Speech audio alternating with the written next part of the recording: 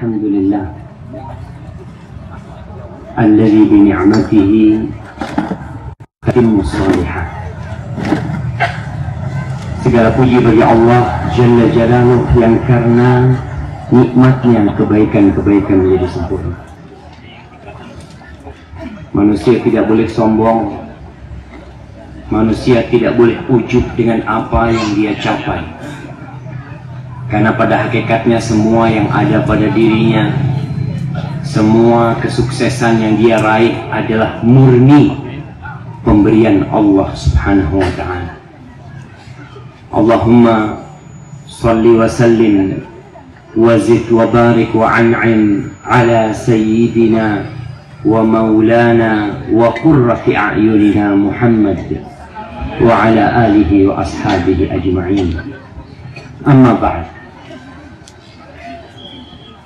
Jemaah, kalau kita melihat kondisi kita ini adalah orang yang paling berbahagia. Tapi kenapa masih kita lihat di negeri kita orang-orang yang hidup meminta-minta? Kita masih melihat penjara yang penuh dengan pencuri, dengan maling, dengan perampok, dengan begal. Apa sebenarnya penyebabnya? Ibu-ibu, kenapa penjara kok penuh? Kenapa? Gak punya apa? Gak punya iman. Kadangkala yang memenuhi penjara ini pejabat. Antum kalau lihat ibu-ibu bapak-bapak, anak berangkat ke tahu penjara LP Sukamiskin. Sukamiskin. Di mana itu? Di Bandung. Nah, anak pernah ngisi di sana. Ya Allah, isinya orang kaya semua. Subhanallah. Tapi kenapa itu terjadi? Orang kaya kok bisa masuk penjara? Ada orang miskin juga masuk penjara. Ternyata penyebabnya itu yang kita lihat di sini. Ada orang-orang yang tidak nerima dengan kondisi dia. Punya uang 2 juta, kepingin 3 juta. Punya uang 10 juta, kepingin 20 juta. Ibu, bapak-bapak nih, mulai tadi anak lihat ustadznya nyebut ibu-ibu terus. Ada apa sebenarnya ustadz? Kok ibu-ibu terus yang disebut? Bapak-bapak ngapain disebut dari tadi? Ini anak takut ada sesuatu sama ustadz ini.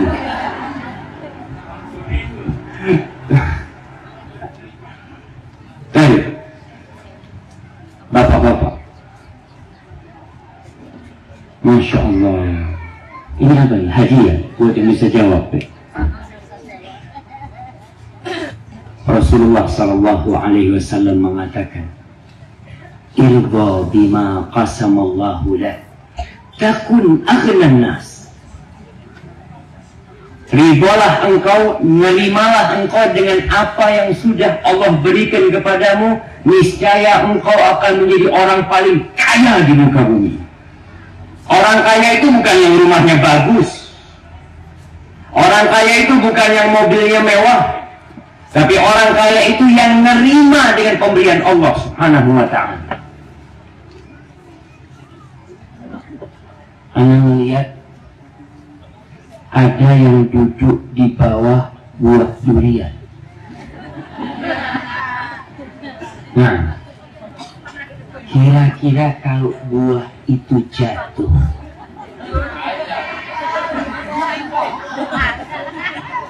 kepingin nggak buah itu jatuh? Yang di bawahnya nggak kepingin. Tapi kadang-kala jatuh tanpa keinginan kita. Jadi yang terjadi di muka bumi ini bukan yang kita inginkan, tapi yang Allah kehendaki itu pasti terjadi. Walaupun kita segunung pati nggak mau itu terjadi. Apa yang terjadi di Palu? Gempa, tsunami, hilang itu negeri. Masjidnya hilang, rumahnya hilang. Manusia yang hidup di atasnya juga hilang. Ribuan manusia dalam hitungan detik hilang semua. Supaya kita sadar, bapak-bapak, ibu-ibu, kita ini makhluk Allah. Hendaklah kalau dikasih sama Allah itu ridho, nerimo, maka akan jadi orang kaya. Ana mau cerita, ada orang Inggris.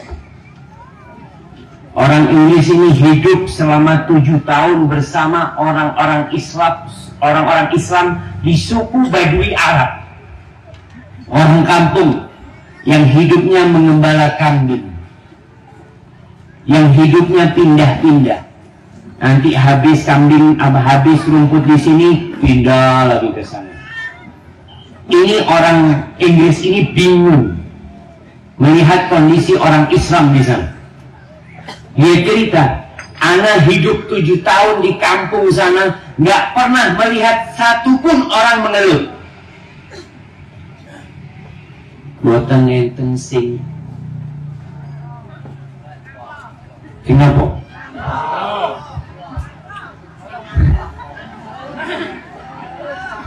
Iya, itu anak lupa sih mah. Buatan ngenten sing kenapa? Ngersulo. Nah, tidak ada yang ngeluh selama 7 tahun. Pernah terjadi, bahkan sering terjadi badai gunung pasir. Kalau badai datang, ternak mereka itu 60% hilang. Rumah mereka hancur. Itu kiainya berdiri di sana mengatakan kepada orang-orang di kampung, kullu syai'in maktub, segala sesuatu sudah dicatat sama Allah. Tugas kita tinggal menerima dan menghadapi. Semuanya sudah tercatat. Selesai badai itu, kiainya ngomong, ayo, alhamdulillah masih tersisa 40% buat kita. Sang kiai mengatakan, kita diciptakan di muka bumi ini untuk kehilangan segala sesuatu. Alhamdulillah sekarang kita masih kehilangan bukan segala sesuatu. Subhanallah. Kata orang Inggris itu, saya bingung. Kok bisa mereka itu nerima dengan kondisi apapun? Mau susah, mau senang mereka nerima. Akhirnya setelah kiai mengatakan itu, orang-orang kampung mulai mengambil kambing kecilnya yang memang mau mati disembelih, yang kehausan dikasih minum. Mereka hidup seperti sedia kala. Lalu orang Inggris ini pernah pergi bersama 3 orang naik mobil di padang pasir. Ini orang Islam semuanya. Supaya kita tahu orang Islam tuh kayak gini, beriman dengan yang namanya takdir Allah Subhanahu wa ta'ala. Dia yakin bahwa rizki itu sudah ditulis ketika umur janin berapa hari di perut ibunya. Ibu-ibu, anak kasih hadiah. Angkat tangan yang jawab, anak kasih hadiah. Tunggu dulu. Anu ditunjuk, mana yang mau jawab? 4 bulan. Betul Pak Yai. 120 hari. Nah, sebelum lahir sudah ditetapkan. Mau tabrakan, mau kaya, mau miskin, sudah ditentukan semuanya. Jamaah, akhirnya ini orang Inggris naik mobil, di tengah jalan bannya kempes, di tengah padang pasir kempes ban mobil. Ini orang Inggris marah-marah, gimana kamu kok nggak bawa ban serep? Apa kata 3 orang Islam ini? Nggak perlu marah. Marah itu tidak menyelesaikan masalah. Bukan kalau kamu marah tahu-tahu bannya datang gitu. Ya sudah, bismillah kita jalan. Mereka berjalan jamaah dengan 3 roda di padang pasir. Dapat berapa kilo, bensinnya habis. Malah lagi kata, ini gimana bensinnya habis? Kata orang 3, ya Allah, kita harus menerima, semuanya sudah ditentukan. Mereka semua turun dari mobil, bawa barangnya, jalan kaki. Lalu orang Inggris ini pulang ke negerinya. Dia cerita, sebenarnya kriminal yang terjadi, banyak orang stres, banyak orang gila, disebabkan mereka tidak beriman dengan takdir Allah Subhanahu wa ta'ala. Kalau beriman, selesai. Suaminya pulang kerja bawa duit 20.000, sama ibu-ibu diapakan? Dibukakan pintu apa enggak? Setelah dibukakan dikasih apa? Kasih minum, habis itu suruh keluar lagi, golek duit menit. Subhanallah. Jadi ini pelajaran nih, ibu-ibu harus belajar menerima apa yang dibawa oleh suami. Mau 20.000, mau 20 juta, sama aja. Kira-kira kalau suaminya bawa duit 20 juta, sama ibu-ibu dibukakan pintu, bukakan apa enggak? Padahal hasil ngerampok. Kadang-kadang sebagian mau ngerampok, mau ngerapa, yang penting bawa duit, Ustaz. Nah, jamaah rahimakumullah, kalau bicara nerimo dengan pemberian Allah, ada sebuah pemberian Allah yang Allah berikan kepada kita, yang itu lebih baik daripada kota Semarang, yang itu lebih baik daripada negeri Indonesia ini, yang itu lebih baik daripada dunia dan isinya, yaitu iman. Allah tuh kasih kita iman. Kita mengatakan la ilaha illallah. Bapak-bapak semua bisa mengatakan la ilaha illallah. Kita semua tahu dengan fadilah la ilaha illallah. Man qala la ilaha illallah khalisan min qalbih dakhala al-jannah. Barang siapa yang mengatakan la ilaha illallah ikhlas dari dalam hatinya, pasti masuk surga. Tapi ternyata tidak semua orang yang mengatakan la ilaha illallah masuk surga. Kenapa? Karena ada orang yang mengatakan la ilaha illallah tapi nggak ikhlas. Bapak-bapak, ibu-ibu tahu, di masa Rasul Sallallahu Alaihi Wasallam ada banyak orang-orang yang mengatakan la ilaha illallah tapi masuk neraka. Siapa contohnya? Nah, kasih hadiah. Bapak-bapak, siapa yang tahu di masa Nabi Sallallahu Alaihi Wasallam mereka mengatakan la ilaha illallah tapi berada di keraknya api neraka, bukan di atas, di keraknya neraka. Bapak-bapak, ibu-ibu mau jawab? Ada apanya? Pamrihnya. Pertanyaannya siapa? Tapi nggak apa-apa, berani jawab, kasih hadiah. Fir'aun, mosok Fir'aun di zaman Nabi Muhammad, zaman Nabi Musa Fir'aun. Bapak-bapak tahu namanya? Satu aja sebutkan. Abu Jahal masa ngomong la ilaha illallah? Ya orang. Ini orang sholat, Masya Allah, saklaga. Kayaknya kurang pas, gak berpuisi ya dia. Jemaah, mereka adalah orang-orang munafikin. Salah satu namanya Abdullah. Ada ketua orang munafik di kota Madinah itu, namanya Abdullah bin Ubay bin Salul. Dia itu pentolannya orang munafik. Dia itu mengatakan la ilaha illallah, fasih kalau ngomong la ilaha illallah, tapi dia berada di keraknya neraka. Kenapa? Karena dia pura-pura saja. Cuma lisannya saja yang mengatakan la ilaha illallah, hatinya tidak. Padahal mereka sholat di belakang Nabi. Mereka mendengarkan ceramah dari Rasul sallallahu alaihi wasallam. Allah mengatakan innal munafiqina fid darkil asfali minan nar. Orang-orang munafik itu berada di keraknya api neraka. Mereka tidak menghargai la ilaha illallah.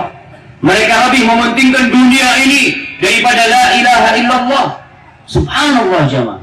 Supaya kita tahu kalimat la ilaha illallah ini jemaah. Pernah Nabi Musa alaihissalam itu minta amalan kepada Allah. Ya Rabbi, allimni syai'an ad'uka bihi atau adkuruka bihi. Wahai Rabbku, ajarkan kepada aku sebuah amalan, sebuah doa yang aku bisa berdoa dengan bacaan itu kepadamu. Aku bisa mengingat itu. Lalu apa kata Allah? Qul ya Musa la ilaha illallah. Katakan wahai Musa la ilaha illallah. Lalu apa kata Nabi Musa? Ya Rabbi, kullu ibadika yaquluna hada. Semua hamba-hambamu bisa mengatakan la ilaha illallah. Nabi Musa ingin amalan yang khusus. Kalau la ilaha illallah semuanya bisa.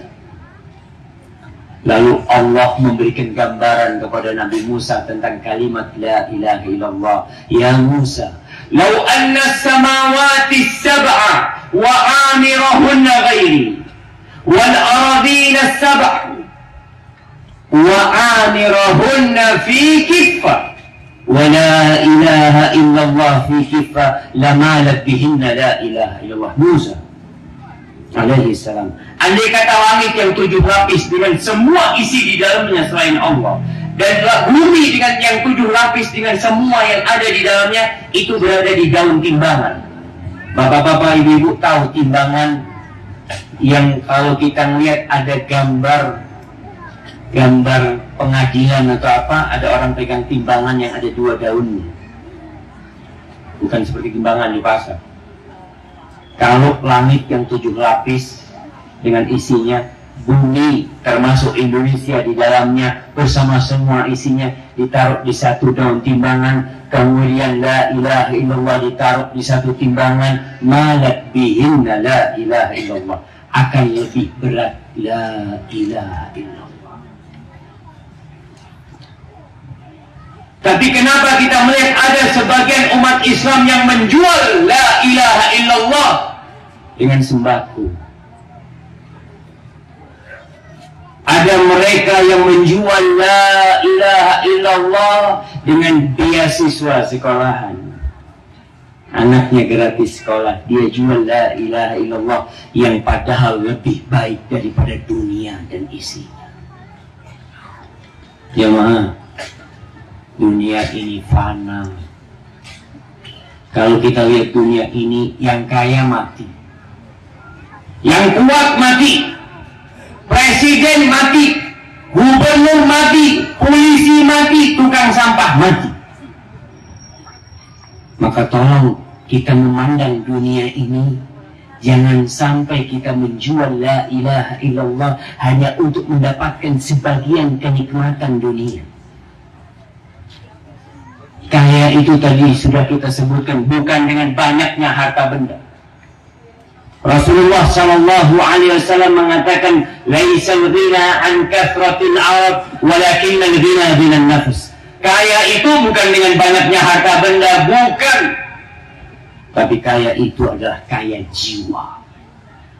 Nerimo dengan apa yang Allah berikan, itu akan jadi orang kaya. Jamaah, orang yang nerimo itu akan selamat dari penyakit hasad.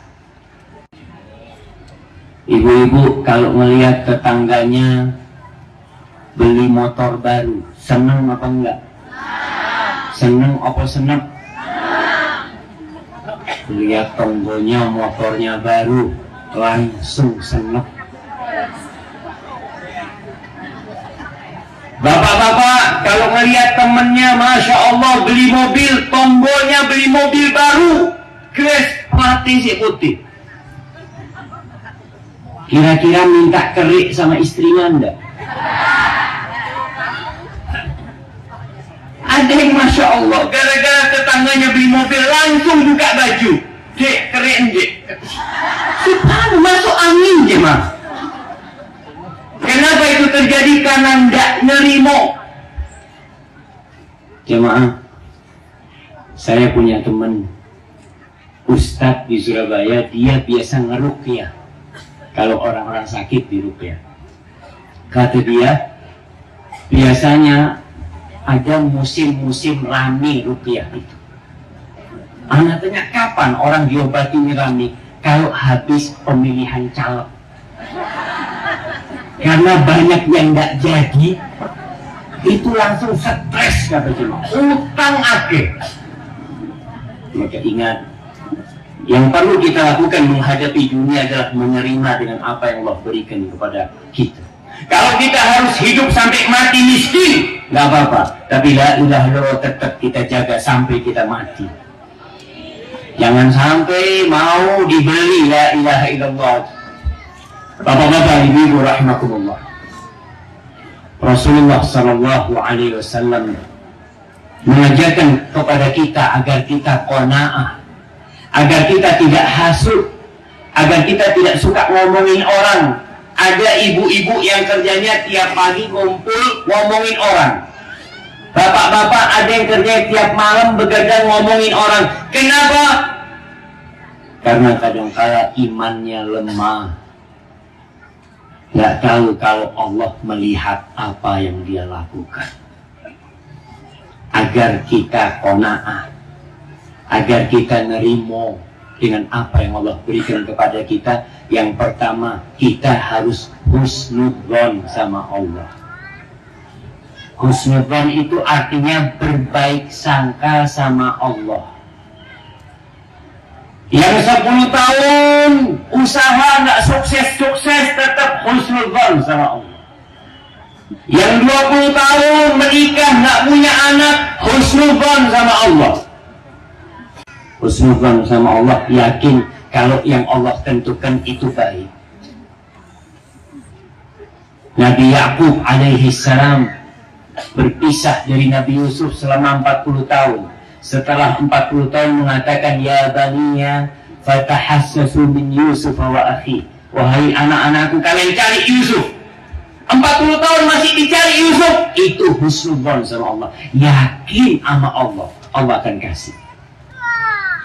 Yang kedua, supaya kita ini bisa nerimo, hendaklah melihat kepada yang di bawah.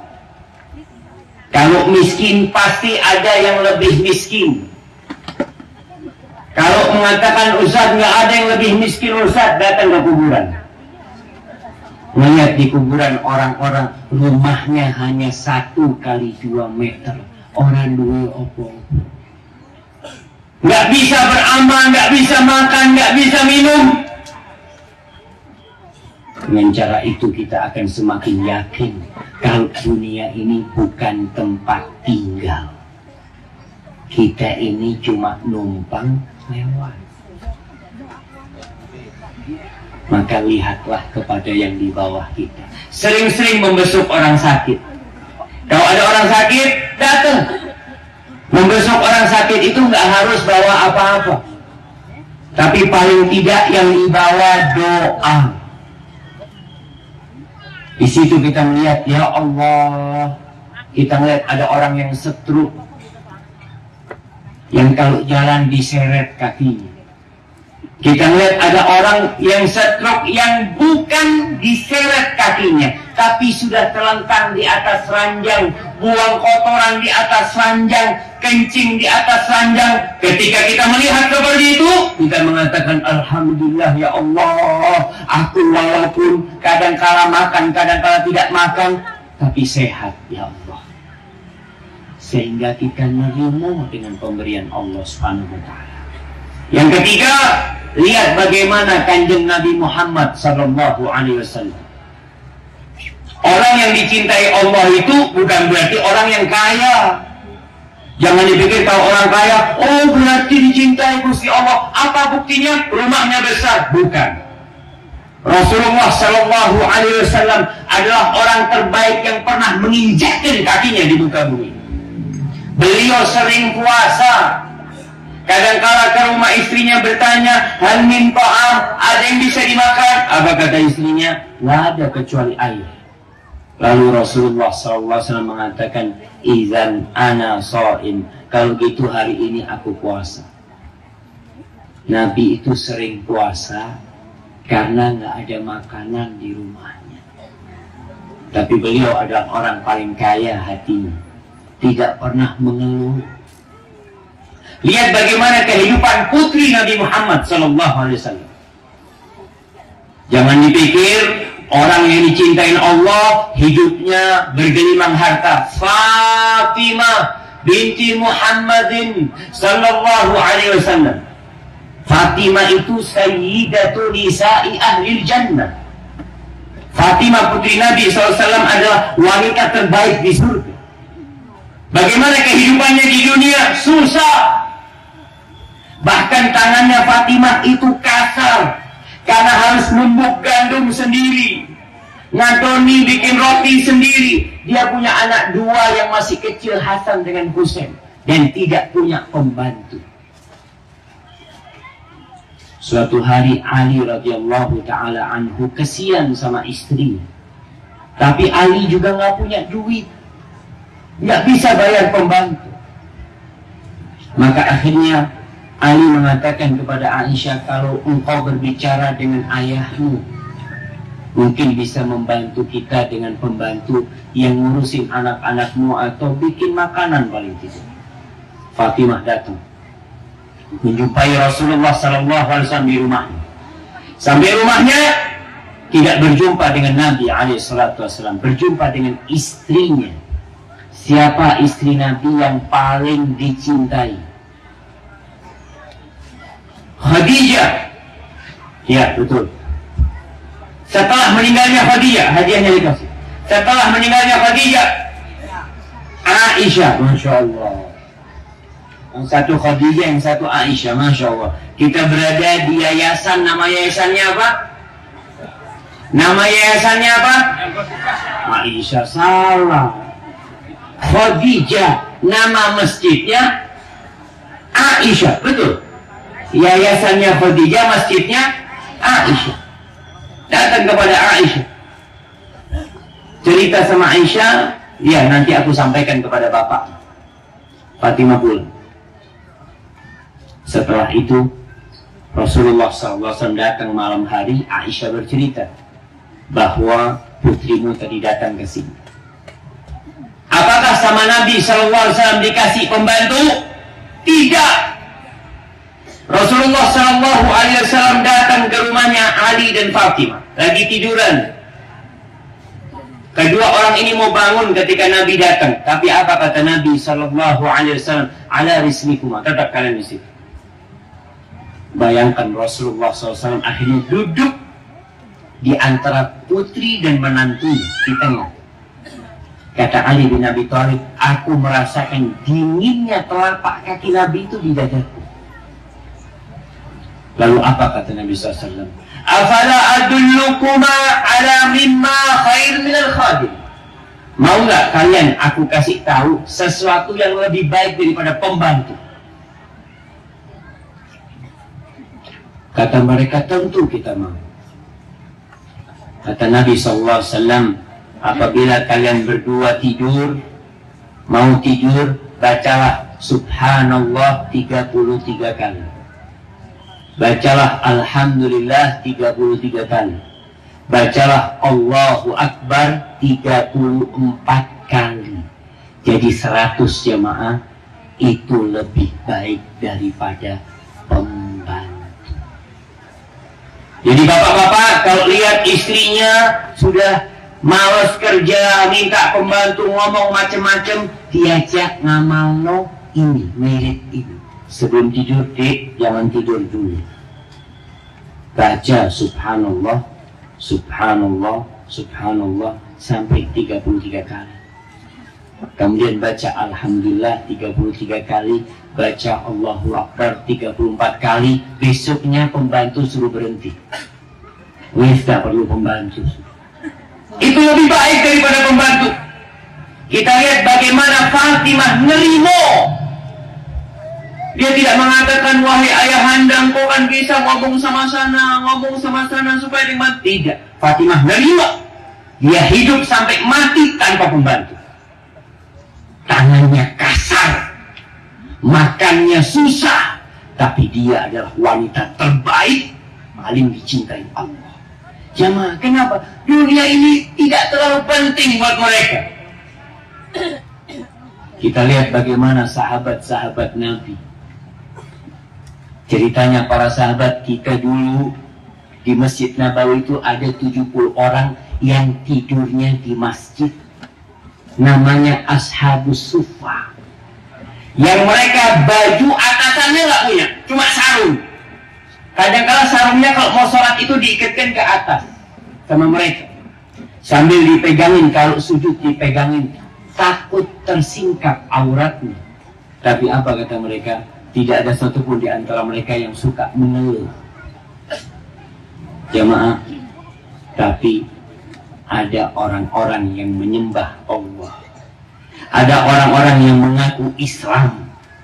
Dia beriman di pinggiran jurang. Kalau dapat nikmat, alhamdulillah. Dapat musibah, langsung kafir. Murtad. Dia jual keimanannya. Dia jual la ilaha illallah. Jangan sampai kita termasuk orang yang beriman di atas jurang, yang gak yakin dengan la ilaha illallah, tidak yakin dengan Muhammad Rasulullah sallallahu alaihi wasallam. Maka berusahalah mulai saat ini, pelajari tentang Asmaullah al-Husna. Kalau susah, panggil nama Allah, ya Razzaq, ya Razzaq, ya Razzaq. Minta sama Allah Jalla Jalal. Imam Ahmad mengatakan, aku kalau di rumahku sudah nggak ada beras, nggak ada makanan, ketika itu keyakinanku semakin tinggi sama Allah Subhanahu wa Ta'ala. Jadi kan kalau kita susah, beras nggak ada di rumah atau sakit, yang malah membuat kita bahagia adalah, ya Allah, ternyata tidak ada yang bisa membantu aku kecuali dirimu, ya Allah. Jamaah rahimakumullah, sebagai penutup, tolong perintah-perintah Allah yang bisa kita amalkan, kita amalkan. Nasihat ana, setelah syahadat, maka jagalah sholat. Jangan malas sholat. Ibu-ibu, jangan nunda-nunda sholat. Bapak-bapak, jadilah contoh di rumah tangganya. Sebagai pemimpin yang mendirikan sholat, usahakan sholatnya bapak-bapak itu di masjid. Kalau dengar azan itu, kopinya ditaruh, pisang gorengnya ditaruh, berangkat kemana? Ke masjid. Ibu-ibu kalau lihat suaminya nggak ke masjid, apa yang dilakukan? Diam. Dibisikin di belakang kupingnya, Mas, dipanggil Allah, suruh berangkat ke masjid. Maka jemaah, kita pertahankan la ilaha illallah sampai kapan? Sampai mati insyaallah. Mudah-mudahan kita husnul khatimah. Kita memohon kepada Allah dengan nama-namanya yang indah, dengan sifat-sifatnya yang mulia, agar Allah Jalla Jalaluh memberikan petunjuk kepada kita. Allahumma inna nas'aluka al-huda wat-tuqa wal-afaf wal-ghina. Rabbana zalamna anfusana wa in lam taghfir lana wa tarhamna lanakunanna minal khasirin. Rabbana atina fid dunya hasanah wa fil akhirati hasanah wa qina adzabannar. Kurang lebihnya ana mohon maaf. Subhanakallahumma wa bihamdika asyhadu an la ilaha illa anta astaghfiruka wa atubu ilaik. Assalamualaikum warahmatullahi wabarakatuh.